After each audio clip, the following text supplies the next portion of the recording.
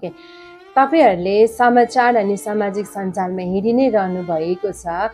हिजो अगस्त 26 तारिक 2026 को बिहान आएको नेपाल अनि चीन सिमानामा आएको हिमप्रलयले रसुवा, नुवाकोट, भोटेकोशी र त्रिशुली नदी तटीय क्षेत्रमा आएको विनाशकारी बाढीको खबरले अत्यन्त स्तब्ध बनाएको छ।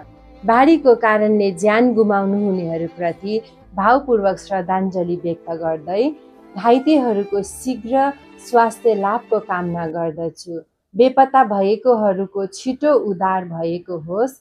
उद्धारमा खटिनु भएको सुरक्षाकर्मी तथा उद्धारकर्ताहरूलाई धैर्य र शक्ति मिलोस्।